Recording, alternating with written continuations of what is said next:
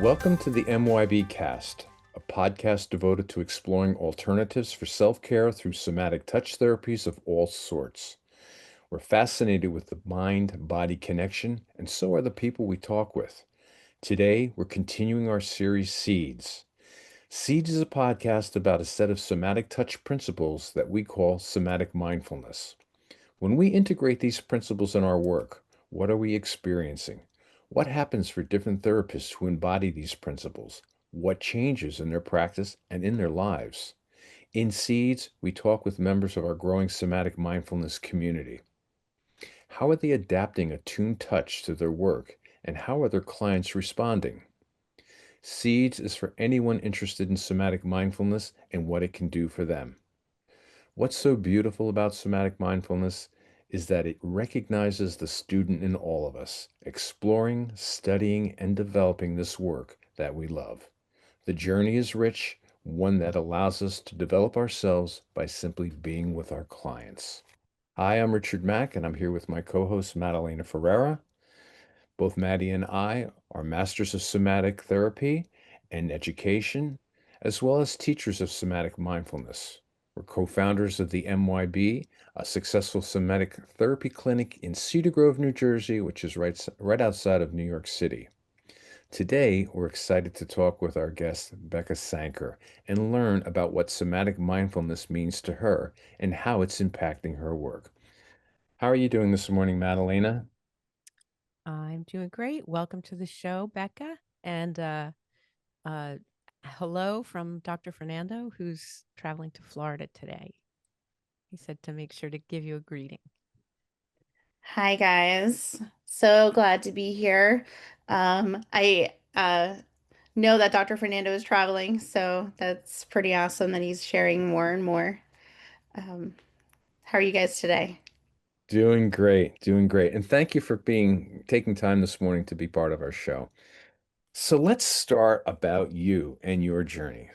Becca, how did you get into the world of massage? What inspired you to do the work that you're doing now? Well, massage is actually my second career. I have a bachelor's degree in psychology. And after graduating with my degree, I spent about 10 years working in psychiatric units in hospitals. Mm. And a very rewarding work. I loved being able to help people on a daily basis, and the job itself was always different, which was very um, welcoming at the beginning. However, it provides a lot of stress as well, and that stress got to a point where my health was a little bit affected, and I decided that I needed to make a change. So when I made that change, I did a lot of soul searching, a lot of different web searches to see what could I possibly do, and I came down to like massage and like chiropractic and the holistic care. And then I realized I'm going to be 30 soon, and going back to school for 8 years or something like that was not going to happen. Um, and I decided that I would try looking at massage a little bit more. I walked into the school that I was going to look at, and I was like, this is home. This is where I need to be. So I've been doing massage for the last 10 years. It has been the best thing I've ever done for myself in career-wise and just being able to continue to help people. That's beautiful. That's beautiful. So it's interesting how you started off with really the psychology aspect of things, and then you moved into the touch aspect of things, which is something that's really starting to take hold right now because there've been two separate camps here, right? You have talk therapists who are instructed in don't touch your body, and there are body workers who are told don't talk to the client. So the fact is that they're coming together is something that is quite unique. How are you finding that, bringing those two disciplines together in your work? Well, it's been very helpful having the psych backgrounds just because Um, there are a lot of things that happen during massage, and people don't always understand what's happening. Sometimes people will have like the the release where they start to cry, or they're, have a moment where they're like, I don't know why I'm feeling so strange. And you're able to be there and not only support them with the hands-on techniques, but support them because I know what to do. I know what to say. I know how to be with that person in the moment, because they're going through something that they don't understand. So it allows me to have that. Plus, in addition, I've actually been able to, because of my background, I've been able to share the somatic mindfulness as well as massage in general with a community here in Delaware Water Gap that is mental health and drug rehab. And I've been able to go into the rehab and provide massage for people that are struggling and going through their stuff. And, we do keep their mental health stuff separate, but they're still bringing it with them. So their tensions and their worries and their traumas are all still walking in the room with them. So by having that mental health background, I've been able to hold that space a little bit better for them as opposed to just coming in and giving them a massage. So it's been very nice to be able to pair both of them together.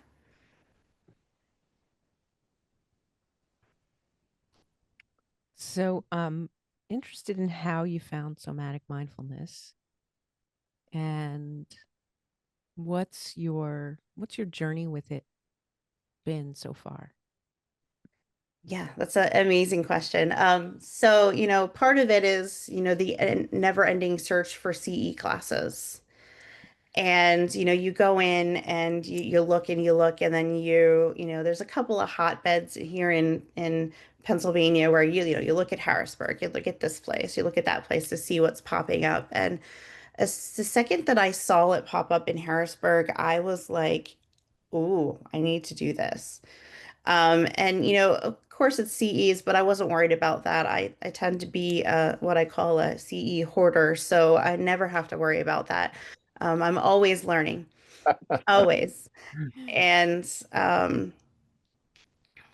so when I found it on the website, I was like, oh, I need to learn a little bit more about this. So I went out on this big search to find out what somatic meant in the first place. Mm, Because I was like, okay, what does that mean? I don't know. mhm, I mhm, thought I knew what it meant, and I was pretty good, mhm. from my psych background. But that's how I initially found it, was that great search. And then I went to, Let me just interrupt you there, if I may. So, how, tell us, for our audience, who people who might not know, like, what did you discover about what somatic means? well, somatic. Oh, it's evolved over time. Yeah. But in the beginning, that mind-body connection that that we work with, Mhm, and just knowing that not only am I helping somebody's, physical, but being able to be there in that moment with them and just allow them to feel what they feel and go through what they feel. And somatic just allows me not only just to treat the muscle, but also to help with the whole full being. And so as soon as I saw that it was a mind body connection, I was like, okay, well, this is where I've been for years, so why not learn more about that? mhm, mhm. So your journey with it, how long ago was that? And what's been the journey for you since then with Okay. somatic mindfulness? So I've taken one in online class at the beginning, and then I can't remember exactly when that was, but that was in 2024. And then I came to hang out with Rick and Dr. Fernando in August of this past year, and then again in the fall. And I'm planning on seeing you guys in July. So lots Yay. of fun information, and I just being able to find that was just absolutely amazing. Mm. Did you find a lot of overlap between your original work, the work that you were doing on your own as you were integrating things, and somatic mindfulness? I think so. I think so. I think I was doing things intuitively that I didn't realize I was doing, listening to the person and the body. That's, they don't teach you that in massage school necessarily about listening to the body. We spend a lot of time learning about what to do to fix things. Huh. And, we're physically imposing things on people. And it's a give and take. So I think I've been doing that all along. It's just, and I didn't have a name for it, and I didn't have a way to describe it. Um, and I just, I think it's been part of me the entire time. That's very interesting, and I'm glad that you pointed that out because that's a very big part about what we're doing here with somatic mindfulness, and that is not going in with any kind of preconceived thoughts or motion of what we're trying to do with the client. This idea of trying to fix the client, we really want to connect to the client, and we want to go through a journey with the client, kind of like supporting them as they go through their own discovery. Have you found that to be the case with the work you're doing now? Very much so. Especially at the rehab. I'm still in the process of building clients at my physical practice, but at the rehab, it's a, an audience that is there all the time. So it's been a little bit easier. And all of the sessions I do at the rehab are all clothed. So that actually really this work, this somatic mindfulness really does lend itself to what I'm doing there. And so, no clothes are being taken off or still in a safe space. It's already created there for them. And then, in addition to that, they're going through intensive therapy 5 days a week, sometimes 6 days a week, depending on where they are at.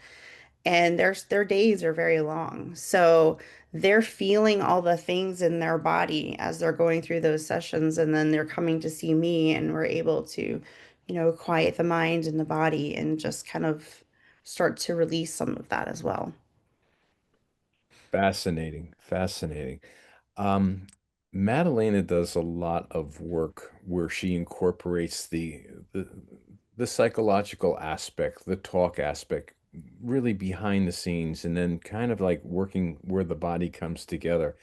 I'd like to turn it over to Madelena and maybe just have you two kind of compare notes about how you actually approach people when they're on the table. Hmm. Well, I think that's a great question to ask Becca Mhm. to share since she's the star of the show. Well, thank you for that. Um, it's how you walk in. It's how you present yourself the moment you come in contact with the client when they first come into the office, into the room, depending on where I am, and leaving yourself behind, not to the point where you're letting go of yourself completely, but just allowing whatever's going on the outside to just stay outside that door Hmm. and to bring in whatever's going on in that moment for not only yourself but the person.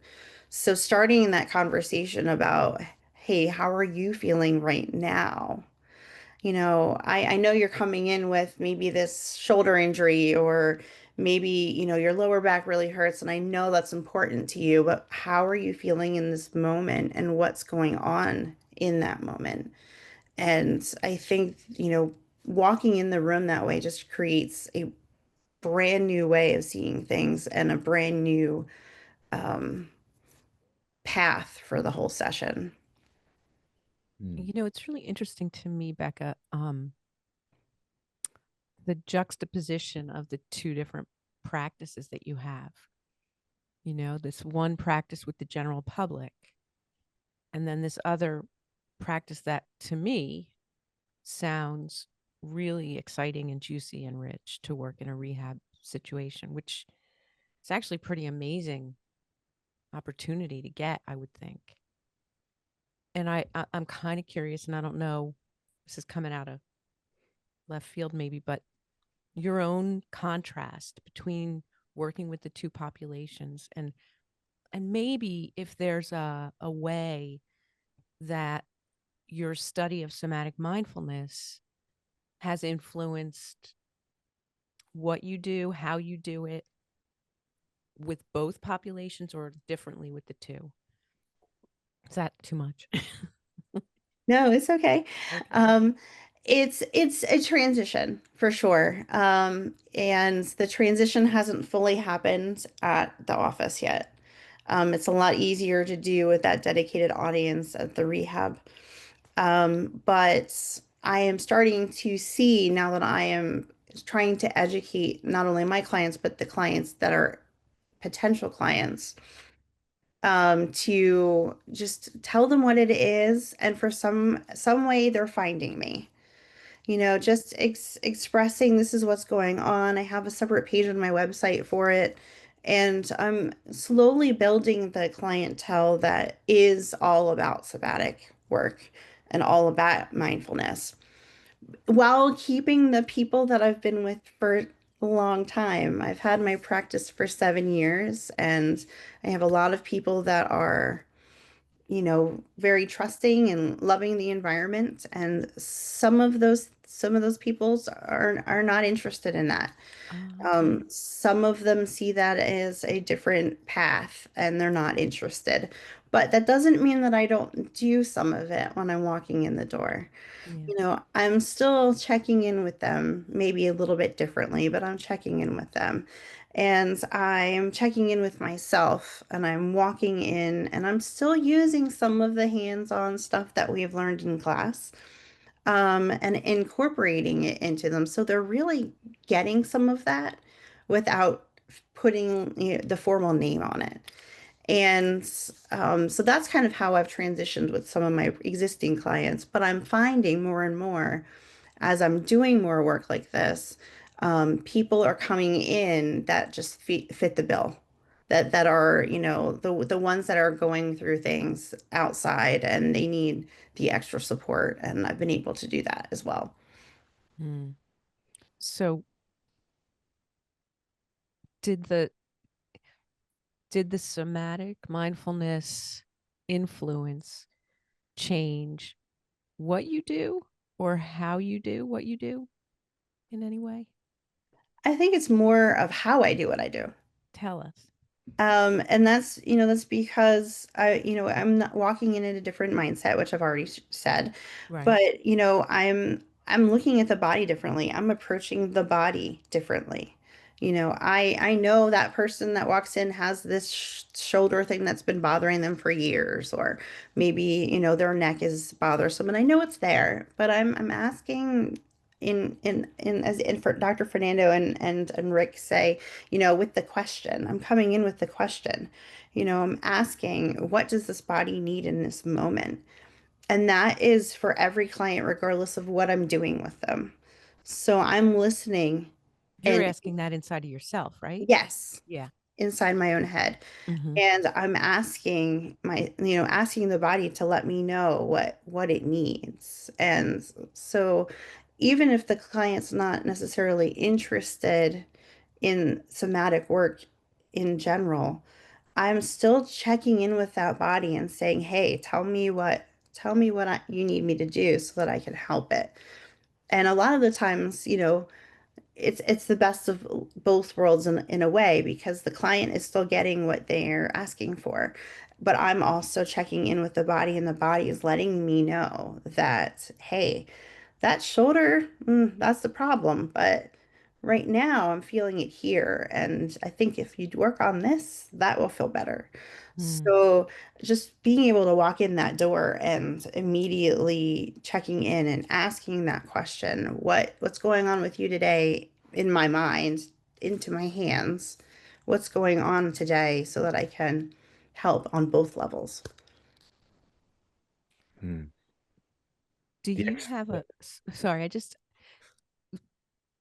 do you have a belief that you can separate the mind and the body? Like in the beginning, Rick was talking with you about the different approaches, psychology, mental health, and, don't touch, and then the massage, touch but don't talk. Like what's your thought around that? How have you navigated that in your career? Sure. Because, I went from a more of a talking situation to a touching situation. Because when I worked in the psychiatric floors, you weren't even allowed to just put your hands on somebody to console them. Mm. So, there's definitely that change that takes place. But I do a lot more listening. I do a lot more listening now that I'm in the massage field. So I'm not necessarily offering advice or anything like that. I'm listening to what the person has to say if there's anything that they have to say. But then I'm also listening now since I do somatic work with the to the body as well. So it's a lot more listening and less doing, less advising, less of that, but just listening all the way around, not like I said, to the body and the person at the same time. Yeah. Wow, that's amazing. You are very well positioned for this new medicine that's coming along. The idea of being able to really hear somebody is really special. I know that for the most part, people in the massage world have a routine that they kind of go through, and they're kind of like locked into that routine. Somebody comes on the table, 50 minutes, whatever. This is what we're going to do. We're starting here and we're going to end there, and whatever happens, happens. You are coming at this thing through completely as an explorer. And that is a very, very rich environment to work with. And that's what we're encouraging people to do, to come into the idea of every time you approach somebody on the table, you're coming in with that sense of exploration. So important. And then your intuitiveness comes into play. And then, of course, your heart and your compassion to what you do and helping that person. You connect at a subconscious level. That's really where the healing is happening. And it's fascinating to hear how fortunate you were to have that all come together. Um, any thoughts you want to end with that? Because we're going to end this session very soon, and in the next session, I want to talk deeper about your experience with some clients that you're working with. So, anything that you'd like to share right now to kind of wrap up your This is Becca. When I met my husband 11 years ago, he said, I was in massage school, and he said, wouldn't it be awesome to take your psychology and pair it with your massage? And at the time, like I had no idea how that was ever going to work. So I will say that he knew something I didn't know at that time, and somatic mindfulness is what it was that I needed. And this was before The Body Keeps the Score, which is the famous bestseller book on the New York Times bestselling list that sold well over 5 million copies, that really opened up the word somatic to the world. So awesome. You are truly, truly inspired and on the right path. So Well, thank you. I'm glad you think so. I could see it. I could feel it. That's cool. I'm going to turn it over to Madeline. If there's any one last question that you have, we got a couple minutes before we end the session. Maddie, Well, anything? I mean, that's a segue into what I would like to start the next session with. That story about your husband, and get a little bit into how the work has affected you on a personal level. But I think that's a little too much to cover right now. So I'm going to thank everyone for joining us on this episode of Seeds, and hope that the stories that you're hearing are inspiring to you. The series has been made possible by our hosts, Richard Mack and Madelana Ferrara, our production team, Mitch Lieber, Fernando Rojas, and me, and our guests, whose willingness to share their personal stories is courageous and vital to educating the public and creating change. You're all leaders with heart. Thanks to our sponsors, Mind Your Body and Somatic Mindfulness. Find them both on the web at myb.llc and somaticmindfulness.co. Find any of our guests on the Somatic Mindfulness website. Please remember to like, Share, subscribe, and join us again for more interesting, compelling, and heartfelt stories.